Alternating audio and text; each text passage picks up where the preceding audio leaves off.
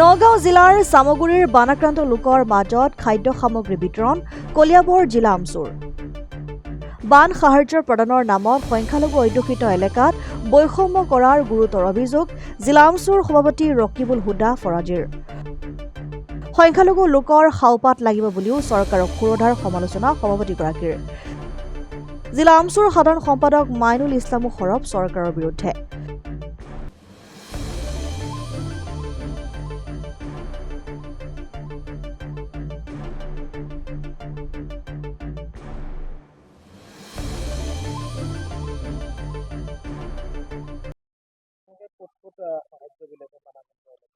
আমচু কেন্দ্ৰীয় সমিতিৰ নিৰ্দেশত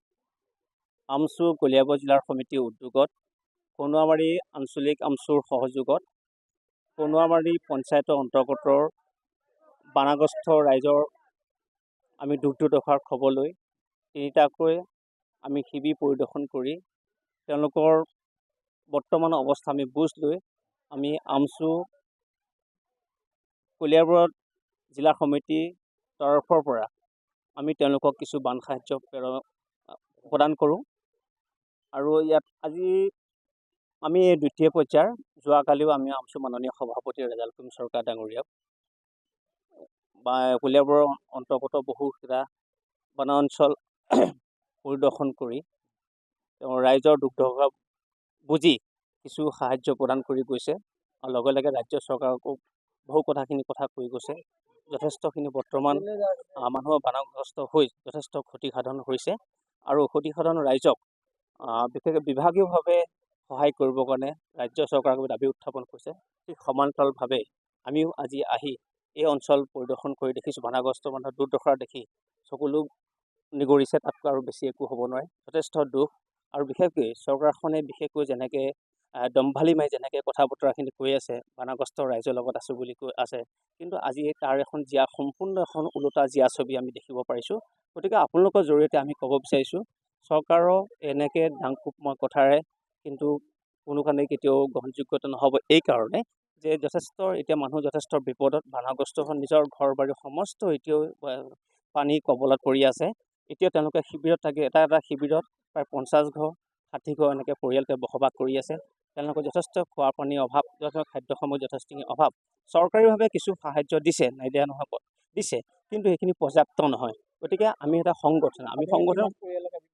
আমি প্ৰায় 400 পৰিয়ালক আমি সা সামগ্ৰী বিতৰণ কৰিছোঁ আৰু লগে আমি আৰু বিতৰণ কৰি যাম পৰ্যাপ্ত পৰিমাণে আমি নিশ্চয় আমি বিতৰণ কৰি যাম ইতিমধ্যে আমি এনেকৈ বান সাহায্য এইটো সংগ্ৰহ কৰি আছোঁ আমি যিমান পাৰোঁ এই কলিয়াবৰৰ অন্তৰ্গত বানগ্ৰস্ত ৰাইজক আমি সহায় কৰিবৰ কাৰণে আমি চেষ্টা কৰি আছোঁ আৰু কৰি যাম গতিকে আপোনালোকৰ জৰিয়তে এই কথাটো ক'ব বিচাৰিছোঁ বিশেষকৈ বিভাগীয় মন্ত্ৰী ডাঙৰীয়াক আমি ক'ব বিচাৰিছোঁ আপুনি আপোনাৰ বিভাগৰ এই ক্ষেত্ৰত অলপ কঠোৰ নিৰ্দেশ প্ৰদান কৰাৰ প্ৰয়োজন সাপেক্ষে আপুনিও আহি পেলাই এই শিবিৰবোৰ ভ্ৰমণ কৰক মানুহে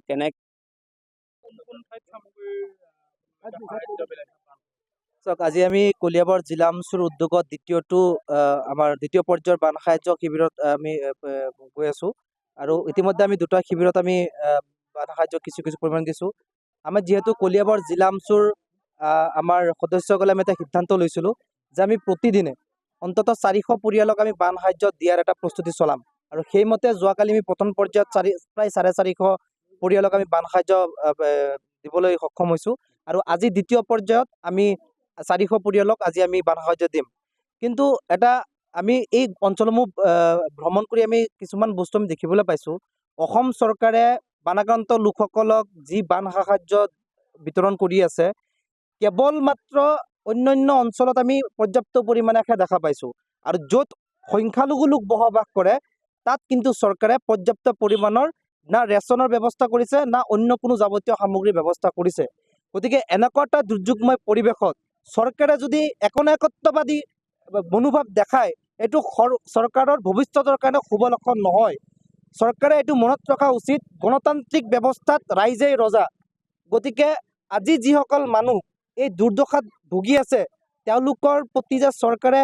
ভাল এটা নজৰ দিয়া নাই সংখ্যালঘু লোকৰ প্ৰতি এই মানুহখিনি অভিশাপত কিন্তু অসম চৰকাৰ অভিশপ্ত হৈ এই অহংকাৰী চৰকাৰৰ কিন্তু শীঘ্ৰেই পতন ঘটিব গতিকে মই এইটো লগতে আহ্বান জনাইছোঁ মাননীয় জলসম্পদ মন্ত্ৰী ডাঙৰীয়াক যে এই কলিয়াবৰ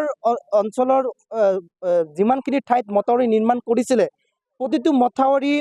জলসম্পদ মন্ত্ৰী ডাঙৰীয়া আহি পেলাই ভ্ৰমণ কৰিব লাগে আৰু সংখ্যালঘু অঞ্চলসমূহতো তেওঁ আহিব লাগে, আহি মানুহৰ দুখ দুৰ্দশা বুজ লৈ তেওঁলোকক কিমানখিনি চৰকাৰী সাহায্য পাইছে সেইটো বিভাগীয় মন্ত্ৰী ডাঙৰীয়া নিজে আহি পেলাই এই খবৰটো ল'ব লাগে। আৰু মই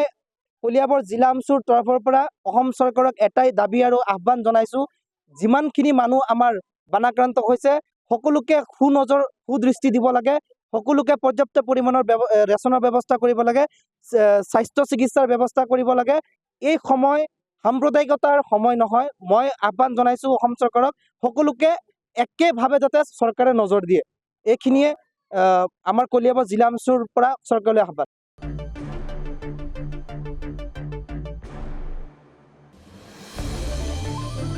নগাঁৱৰ পৰা বিভূতি বৰাৰ ৰিপৰ্ট, ডেমক্ৰেটিক আছাম।